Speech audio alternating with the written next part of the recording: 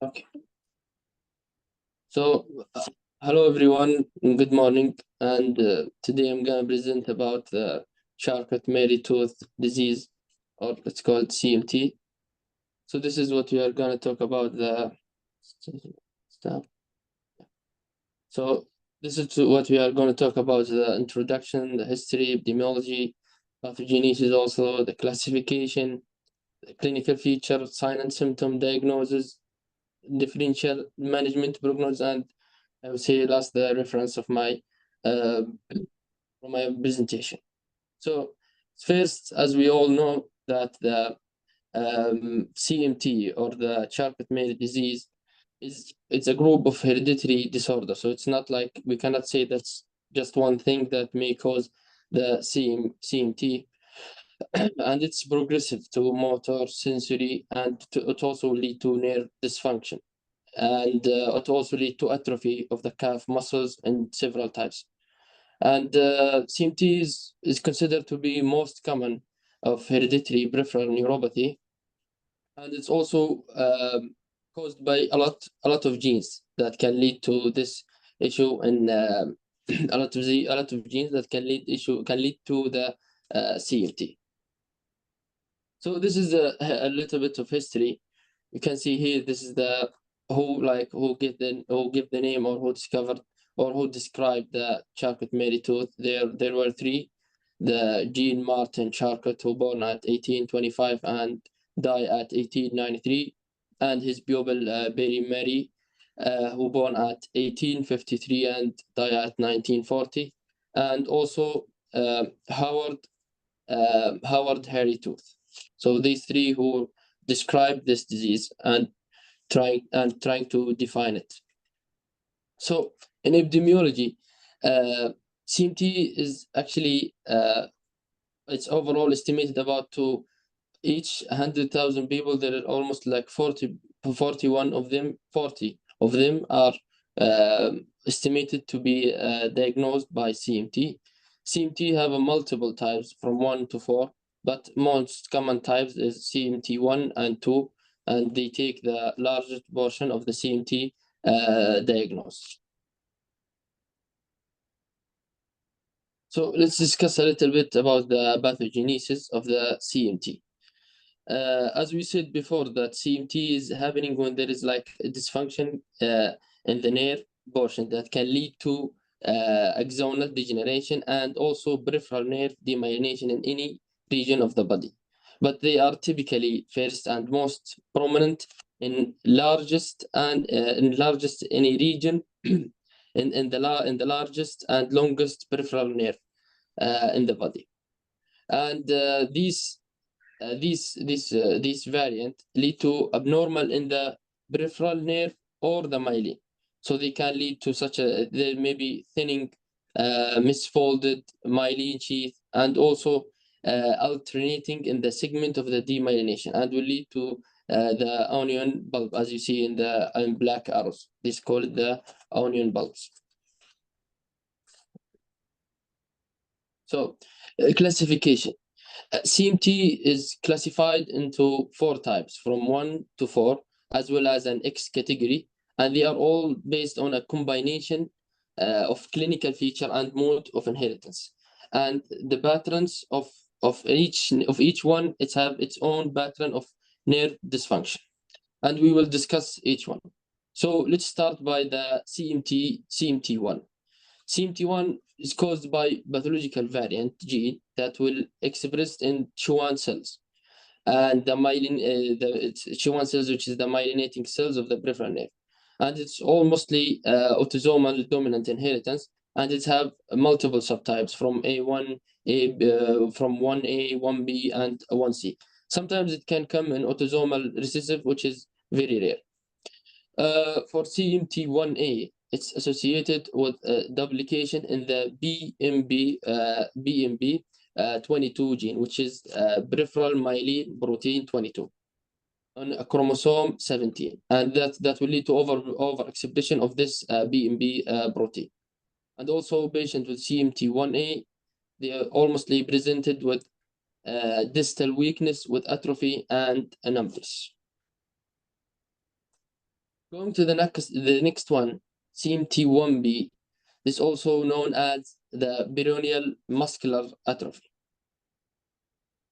which is most caused by single nucleotide variant in the MPZ gene, which is the myelin protein 0. It's called the myelin protein 0, and it leads to the overexpression of this protein product, the myelin protein 0, which is the major myelin structural protein in the protein formation.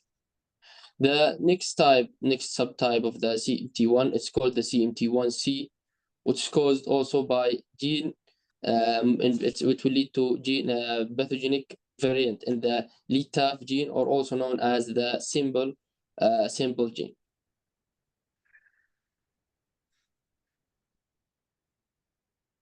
Yeah. So someone can ask, like, what's the shortcut of LETAF? It's also said the lipopolysaccharide induced tumor necrosis factor A alpha, and this protein play a major role in a protein degradation pathway.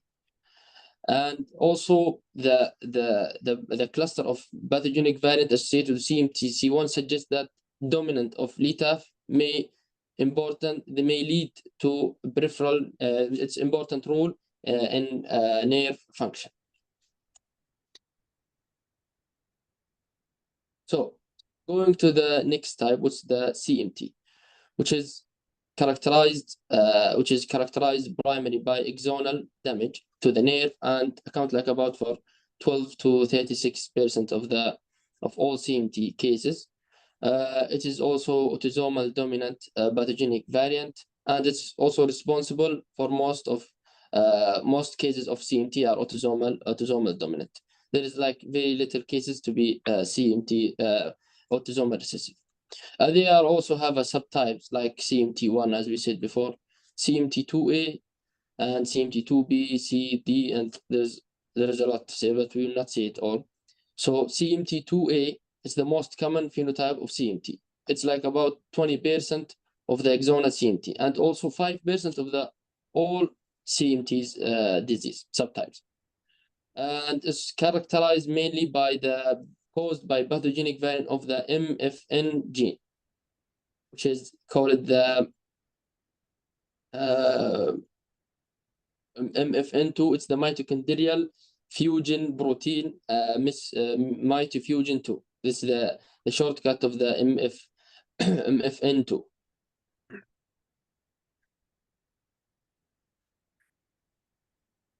Okay, then go to the C.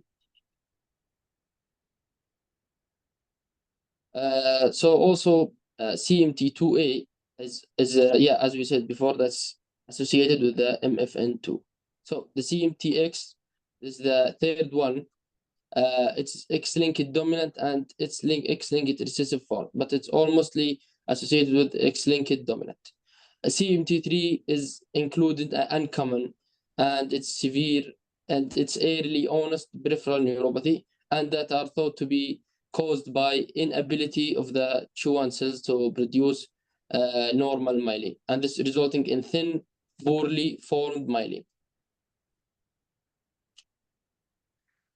And also there is two main disorder that to be has classified in the CMT3, which is the Dejerine Sotas syndrome and the congenital hypomyelinating neuropathy.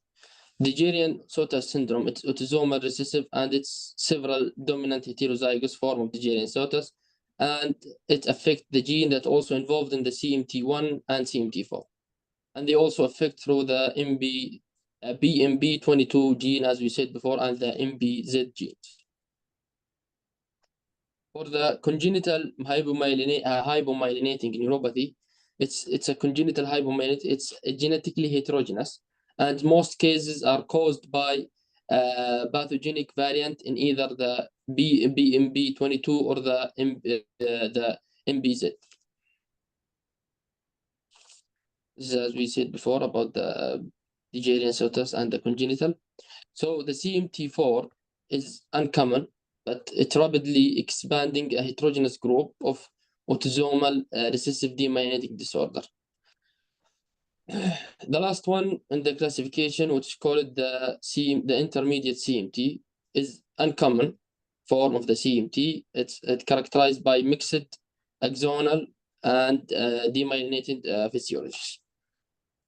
So as we can see here, this is the schedule, or this is a table that can memorize all the types of the CMT, CMT1, 2, X, and 3, and 4, and their characteristic nerve and typical mode of inheritance. So, a clinical feature. CMT is variant from each one, like each type of CMT have its own onus, its own severity, specific feature. But if in the case we want to say like about the most common, so the most common initial presenting of patient with CMT is distal weakness and atrophy, and it's almostly manifested with foot drop and base cavus.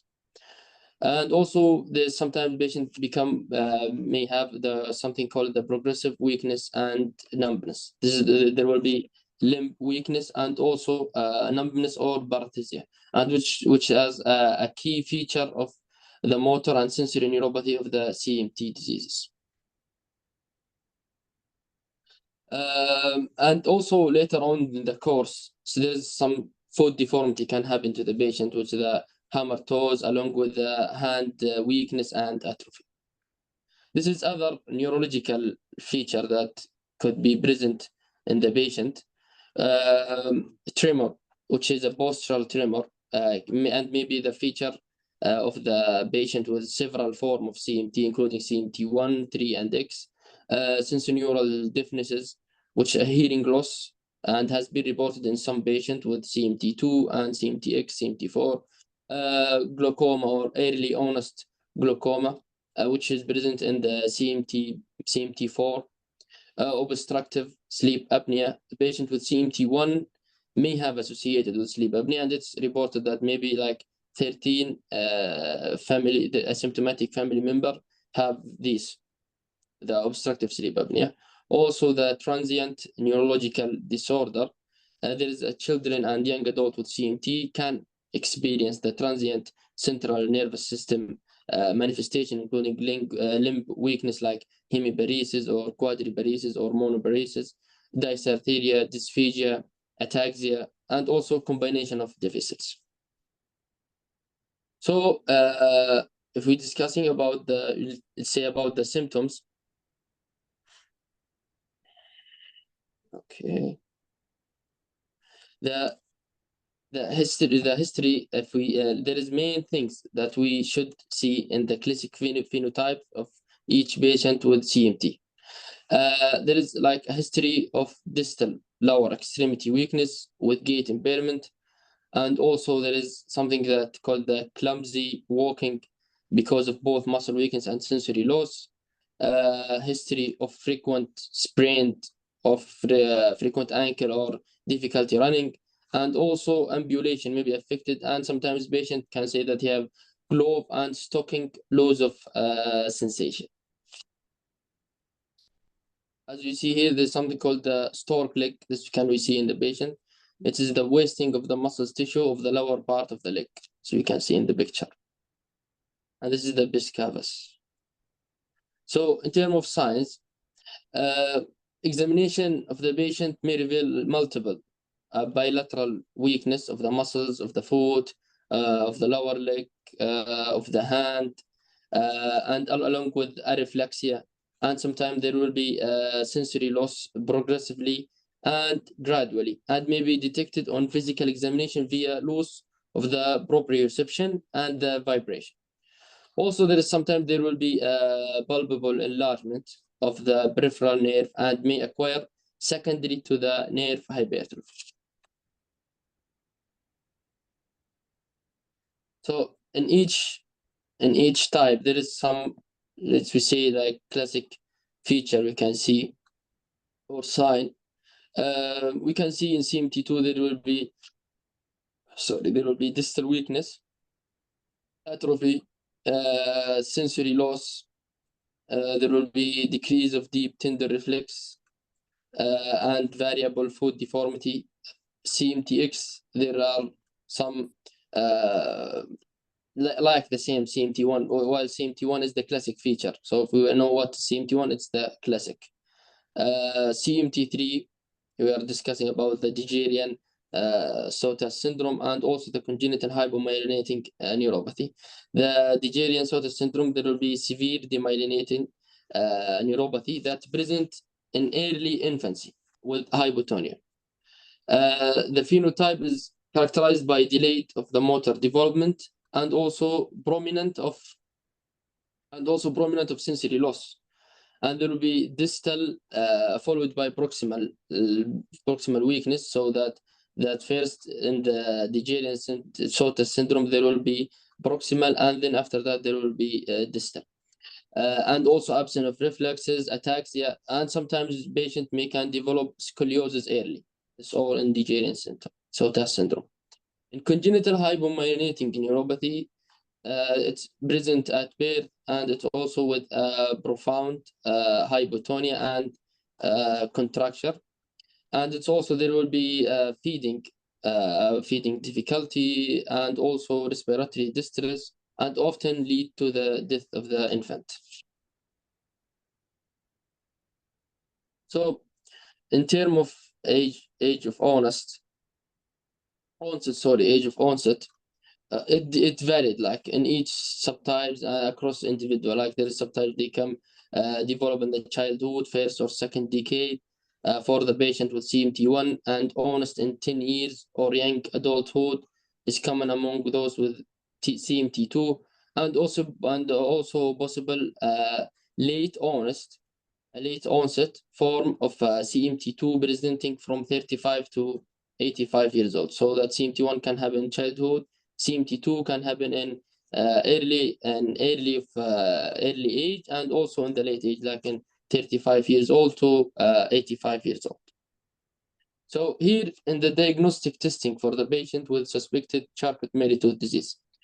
So we have 5 cardinal symptoms that we should see it in each patient to say that he like maybe have a CMT disease. First is the slowly progressive distal lower extremity weakness. The second thing is distal sensory loss or areflexia. So we should first check to the motor, and then we check the sensory. After that, we saw the stork leg, as we saw in the picture, Biscavus hamartos, and family history. If we saw these 5 cardinal symptoms in the patient, then we see, does he have family history of the CMT? If yes, he have this, then we do a genetic testing. If we get positive in the genetic testing, we confirm that the patient is diagnostic with the CMT disease. Let's say the patient doesn't have any family history, we go automatic to the electrodiagnostic study, like the electromagnetic and also nerve conductive studies. If we find that during the nerve conductive study or the electrodiagnostic study that there is demyelination or axonal loss, we should go to the next generation of genetic study. If it's affordable and available for the patient and we can do it, then we do this a panel of CMT genes, because there is a lot of genes for each. Like CMT1 have maybe 3-4 genes, CMT1A, 1B, 1C, each one have each own multiple genes. We do that, and that will be very clear to diagnose the patient.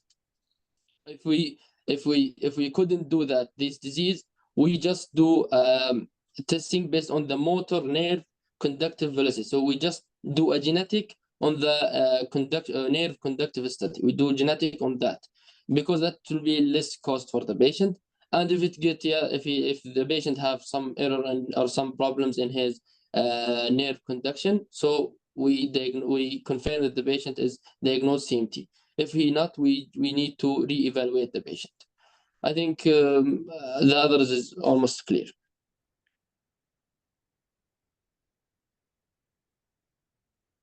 So here is the differential diagnosis of the patient. So there is something like there is hereditary conditions, and there is also acquired condition that could be. In term of the hereditary conditions, we have the giant axonal neuropathy, And also we have the familial amyloid polyneuropathy, we have the distal hereditary motor neuropathy, we have also hereditary sensory and autonomic neuropathy, distal muscular dystrophy, we have Friedreich ataxia. There is multiple hereditary condition that could happen to a patient with same classic with these cardinal features. In terms of acquired condition, the patient could have diabetes mellitus, patient could have HIVs. Also, the patient could have syphilis, neuroparalysis, hypothyroidisms. Sometimes there is some vitamin deficiency could make these things.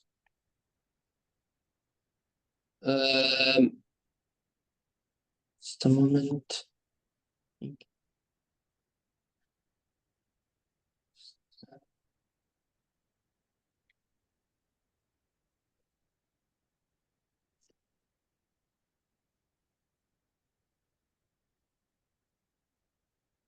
So,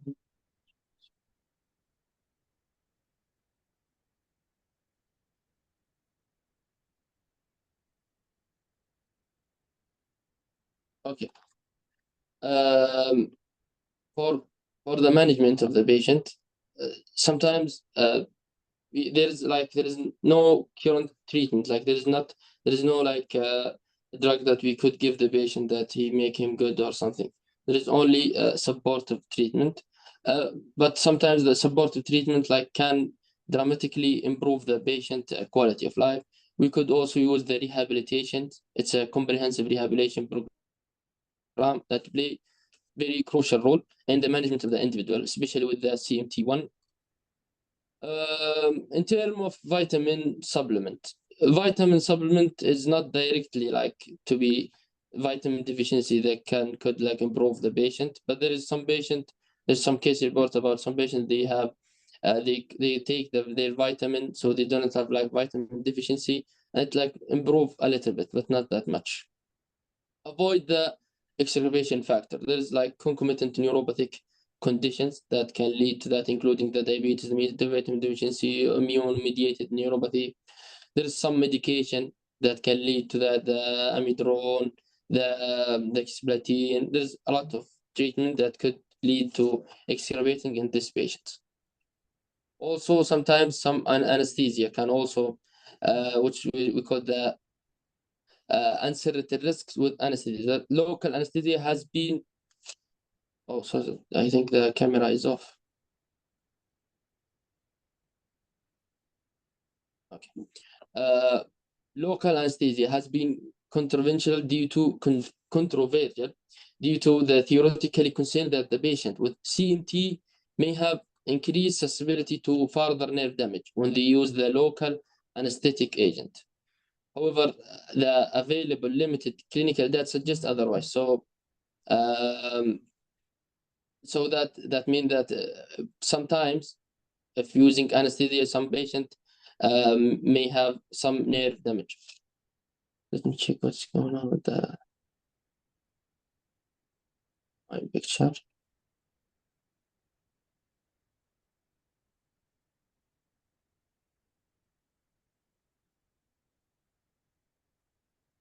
Okay, because this is a test.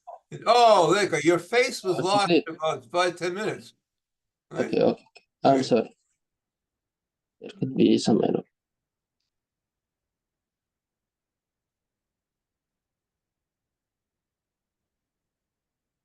Okay.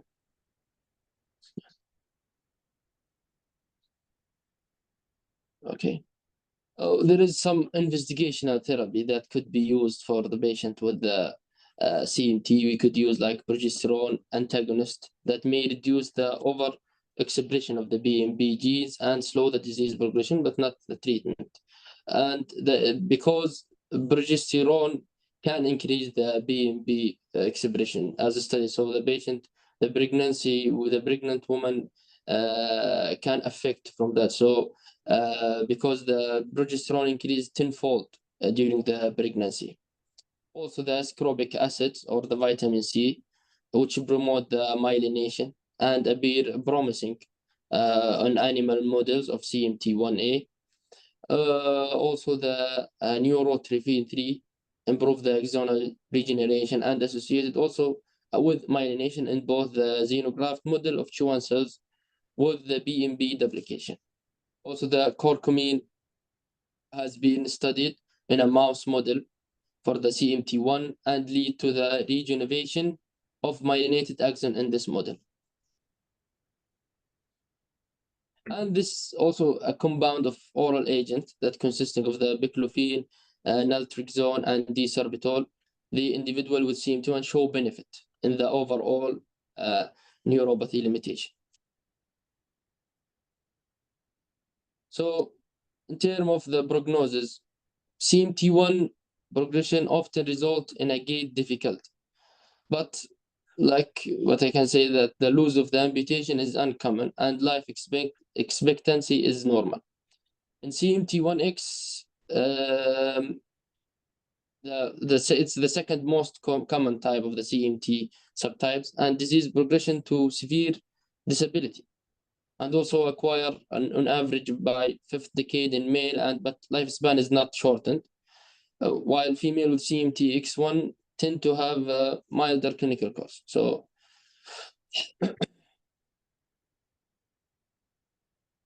and this is my reference for the presentation. I use UpToDate and Medscape only for the picture of the stork leg picture. And thank you. Okay. Hope it was clear.